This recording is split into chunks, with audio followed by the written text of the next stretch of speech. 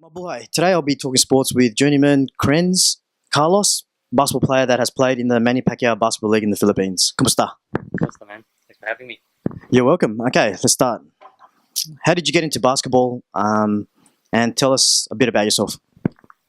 So I started basketball really. It was just in my backyard with my titos and my brother and my cousins. And we used to have like a mini hoop, and we used to just play in our chanelas and stuff. And then ever since then, I just really liked the sport.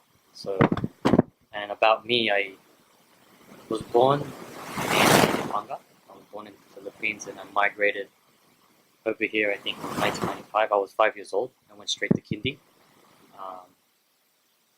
And then from there, ever since, just been back and forth. Just been living here. So, where do you live in Sydney? I live in Blacktown.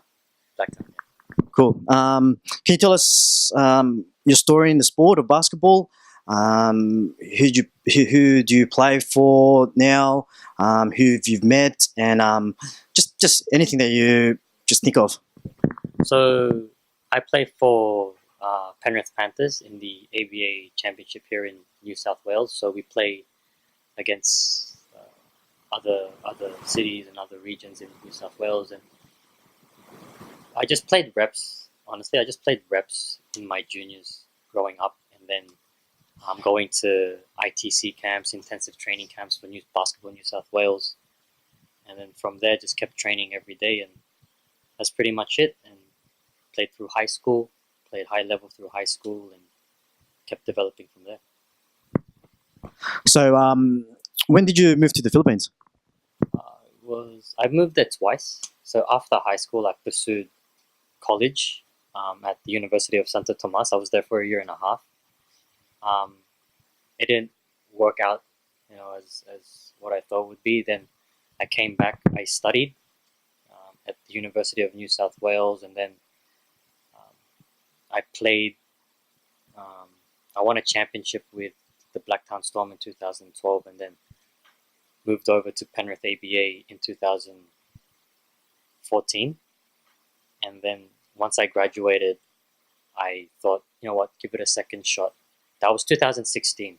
2016. For 1 year, I played there, and then came back. The second year, I played there, and then I made the decision to come back.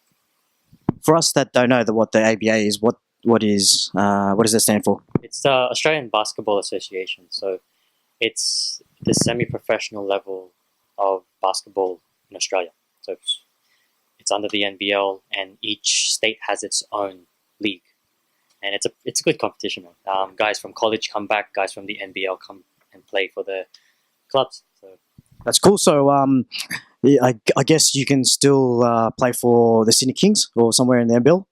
yeah, man, definitely. That's always been a dream of mine, to kind of build that bridge for especially the Filipino Australian community. As you know, that we really love basketball. It's part of our culture. It's ingrained in us, and it's our identity.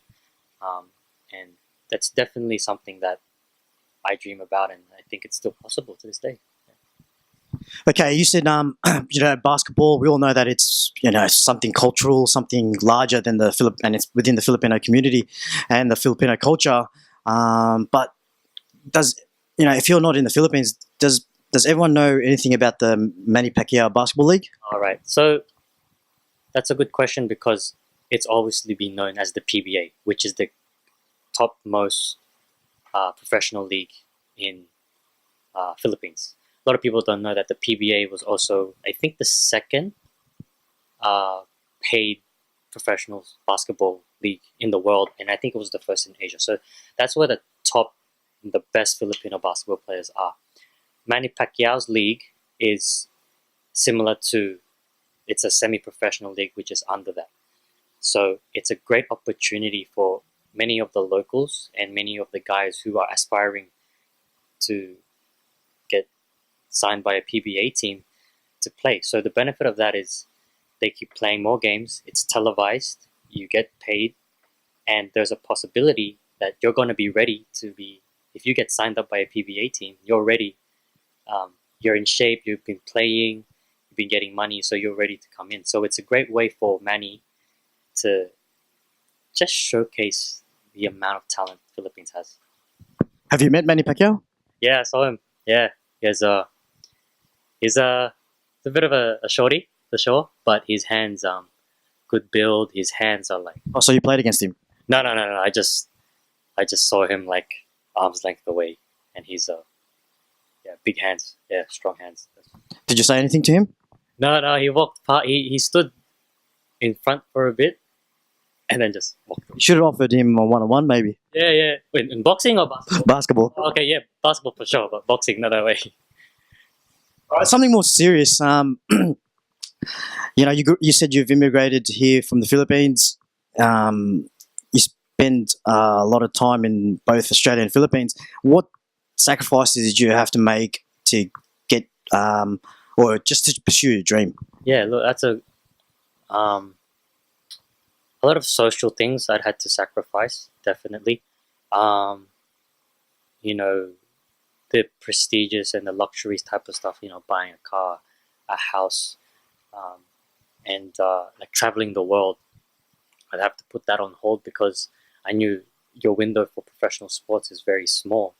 So things like traveling, hanging out with your mates, um, doing the things everyone likes that brings fun, you had to sacrifice a little bit.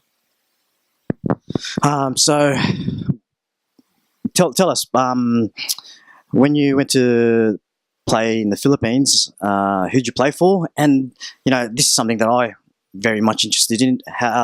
What's it like living in the Philippines? So in Manny Pacquiao's league, I played for Valenzuela Classics. And living there, I was very fortunate to have a supportive family there. My mom and dad were able to provide me a place in an apartment in Quezon City. But I think the hardest thing about living in the Philippines was, even though I speak a little bit Tagalog, it was still hard to break that language barrier. And not in terms of the basketball. I'm talking about walking the streets. The traffic was insane. I had to learn how to take a jeep, the bus, the train. I had to really become a local to understand the city. It's just everything all condensed and rushed and hot and just a lot of traffic.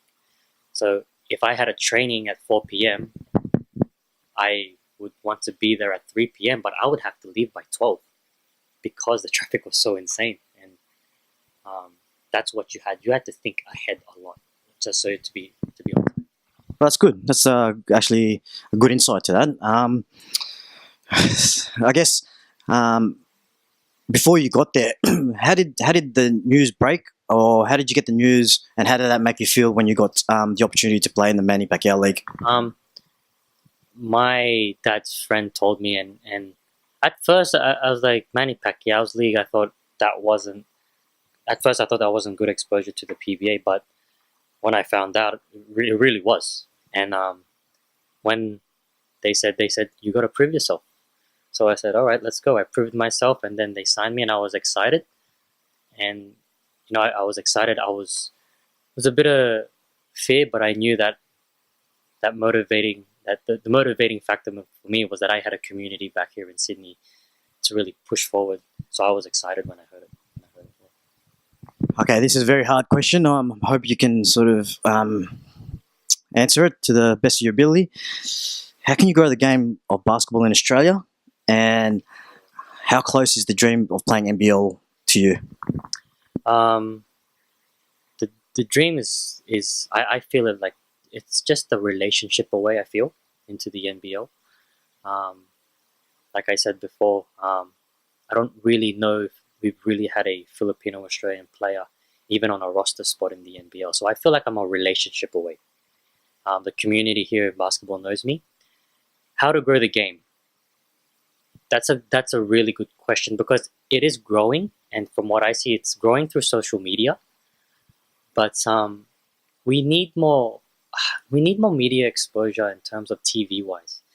If you want kids to play, not even for the Philippines, I'm talking about the grassroots level here. If you expose them on TV, I just feel like if you live stream rep games, if you live stream national games, which they are doing, but why don't you do it on TV, do it on ABC, promote it through Instagram, and we could, the basketball game here as general can learn from the other codes like rugby, like AFL, what they're doing, engaging with the community and stuff. I say that I think I'm being repetitive on that because it is happening, but I'm telling you, man, the talent here, because we're such a multicultural country, the talent here in terms of basketball is insane, and we're just not exposed yet. Well, exposure, in my opinion, that's easy to do. All that you can. There's a live stream that's quite easy to do. You need to find people to do it, and I guess the funding to do that. Following from that, can you sort of describe the best athletic qualities that Filipinos might have an advantage over other nationalities? It's the speed and quickness, man. Krenz, you said that you studied at University of New South Wales. So what are you doing these days, and what's next on the horizon? So next on horizon is obviously trying to achieve my dream of getting into the NBL, winning a championship with Penrith ABA, and also winning a championship with Savannah Pride, and also focusing financially on my future, working as well in increasing my professional development, man. That's what it is. That's cool. Where's your practice at? Crow's Nest, the exercise clinic at Crow's Nest. Krenz, can you please finish this sentence for me? Basketball is a lifestyle. That's it? Yeah, basketball is a lifestyle. It's in your blood, I guess. All right. Krenz, as you know, it's more fun in the Philippines. So here's a few more questions just to get the people know, get the audience to know what who you truly are. So, where in the Philippines is your heritage located, and which side of the book or tree is Filipino? So both my parents are Filipino, and we're from Pampanga, San Simon, Pampanga.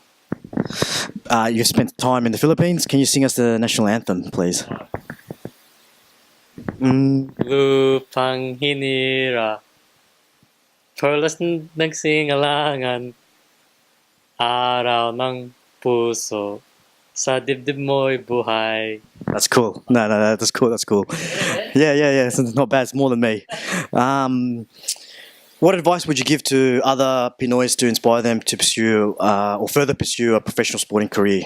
So, obviously, I'll be a cliche here. Dream big, work hard, stay humble, continue to learn, build relationships, and always, as you focus on that, focus on your education as well, and focus on other things that take you away from basketball as well, so that it doesn't consume so much of your time that it stresses you out. You want to love the game. So, and top of all of that, like I repeat again, it's just humility is power. And if you stay humble and work hard, great things are going to happen for you. That's great advice. Great advice. I actually agree with that, and I understand a lot what you're saying. So I think that comes from somewhere, doesn't it? Yeah, it's from my parents. It's from my parents. They always told me to just stay humble and success, and stay humble even when you're just down low. You're hosting a Filipino fiesta at your home. 3 people, past or present, you'd invite at this fiesta.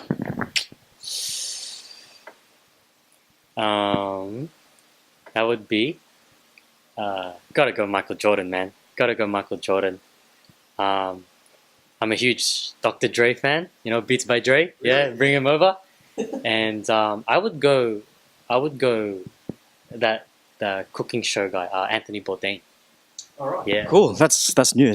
Yeah, because he went to Philippines and he saw the basketball. Yeah, and he seems like a really smart guy too. Like he really. Yeah, he passed away. Yeah. So I'd love to meet him too. Nothing beats Anthony's cooking, but also your mum and Lola's. But what would you serve at this fiesta?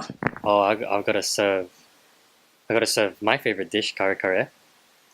I gotta serve lechon, and then what else would be? It would probably be dessert. Dessert would be halo halo. In this weather, oh yeah, halo halo. What is your favorite Filipino word from apart from halo halo? Oh, mahal kita, mahal kita. It's a bit cheesy, but yeah, I'd go with it. What is your go-to karaoke song? And can you please sing us a verse? Oh, I don't know if I have one. Probably be Usher. These are my confessions. Just what I thought. That's it. That's it. Look, that's enough embarrassing you. Thank you for coming and meeting me and doing this interview. Maraming salamat and all the best for the future, Krenz. Thanks, man. Thanks for having me. I appreciate it.